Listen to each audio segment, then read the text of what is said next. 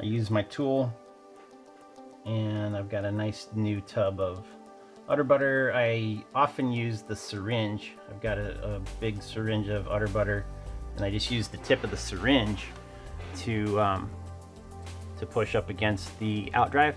But the main thing that I'm looking to do is fill the groove in the outdrive with oil, and then get a light coat of oil on the remaining part of the shaft. But I want to make sure that I've got grease down into the groove to remain in there once I insert it into the cup or into the spur or ring and pinion, what have you. I don't want to put too much on there because I don't want it to push out and get caked up on the outside of the bearing, between the bearing and the outdrive. So I'm just slowly spinning the outdrive in, allowing it to go in nice without pushing all the grease out, and make sure that I get a good thorough coat of grease throughout. Okay, so now I've got the outdrive in, and I can tell it's greased up because it's like sticking in there real nice. Put grease on the O-ring. You guys do this? What do you guys use for lube?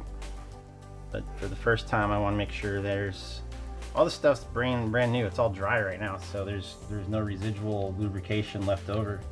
So rebuilding, I'm already protected.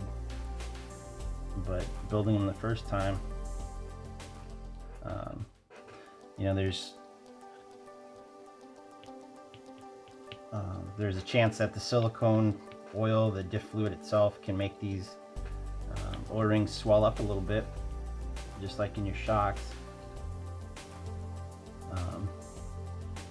So I try to use the udder butter, and then on the back side of the shim that's going to go against the dry cup, right? There's no oil down in the cup, it's dry. So there's now grease between, oops, flipped it upside down. There's now grease between the shim and the cup. So now we're nice and greased up.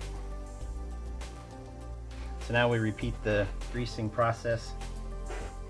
Put the bearing on, the spur gear so I don't forget.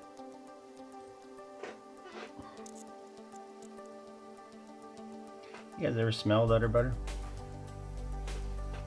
It does not smell anything like a cow. It smells like fruit.